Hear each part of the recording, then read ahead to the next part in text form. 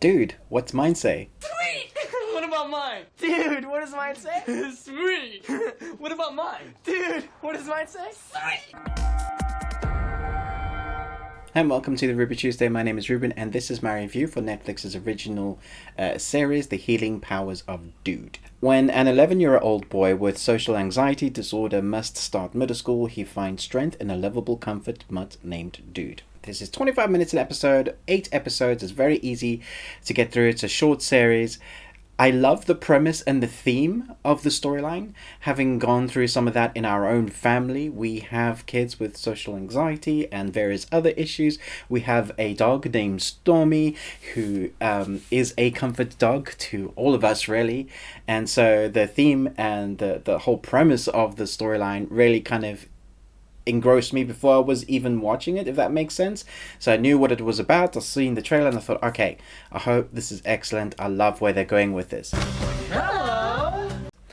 Unfortunately, there is a very clear demographic for this series. So I would say it's probably from about 8 to 11 years old. I think adults are going to find this very tedious to watch. I love the ideas behind the storyline. So you have these young actors who most of them are first-time actors, or they've acted in something before, but they are very new actors. And I don't think they're bad actors per se. I don't think they're awesome. I just think the scripting is very unrealistic to what kids would say in that moment. So it's scripted like an adult has scripted kids, rather than thinking what actually kids would say in that moment. And how do I know? Because I've raised 2 kids. I have kids around. I know that they don't talk like that. Even though we're in the UK, we watch lots of American TV series, and I will have to say there are much better scripted series. So that part for me was disappointing. That's not to say there aren't parts in this that are really good. The dog itself is voiced, as are most animals, and a lot of the genuine humor that works for me comes from the dog. So when you hear him saying certain things or having the dog think about certain things in different ways, I think that works. Maybe not that much. Why? And there are genuine, real emotional moments, those things that social anxiety can bring up and heighten. And I really love the fact that they've taken on this as a subject. And so the way his anxiety shows itself, you get to see, and I like that. So if people start talking to him, sometimes he'll sink into the floor, or you'll see kids as zombies, various situations that you have to deal with in school manifest themselves, and you get to see that. It's a bit weird that the dog sees it as well, but that's fine. And so you get to see how that manifests and then how he overcomes them. So I think the story, like the moral of the story, is a really great one. And I think really young kids will enjoy this because it doesn't take itself seriously. Like 90% of the time, it's kind of been silly. I do wish they went a bit more serious with it. When they are taking that moment to really kind of get with it, there's this moment I remember watching, I think it's the end of the episode 2, where the kid has managed to get into a particular classroom and he's giving a speech, and he's using the dog as a puppet. There is this moment where it's real and it's not silly. They don't have to have some sort of wisecrack come in to try and elevate the mood. Sometimes just being real with content like this is great, but you can see what they're trying to do because their core demographic is young and families, and so they want to keep it light and funny all the time. I just don't think it's executed that well.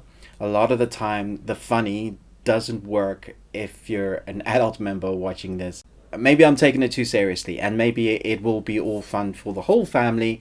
I just thought it was quite tedious, and I felt my soul dying a little bit when the script was delivered in certain ways. I've got chips. And I made a night jungle scene out of melon. I feel like I'm coming down hard in this series. It's not terrible, it's not awful, it's just really cringy most of the time. I think it's crafted fairly well. It does come off feeling like a sitcom.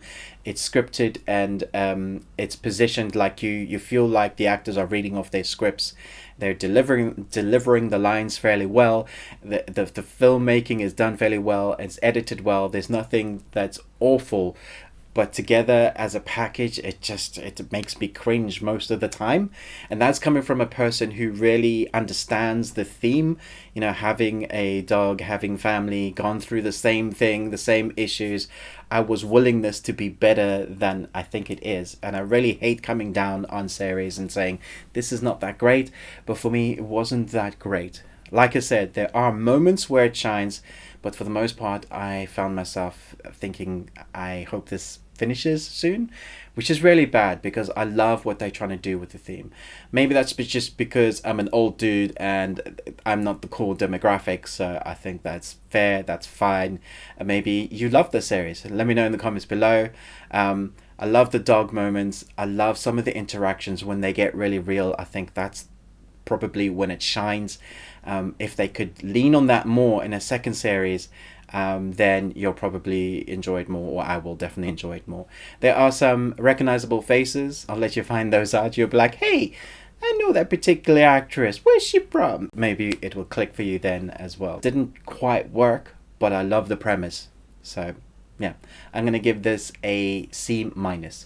Let me know in the comments below what you thought about this series. Thanks so much for watching this review, but most of all, until next time, remember, live long and Tuesday.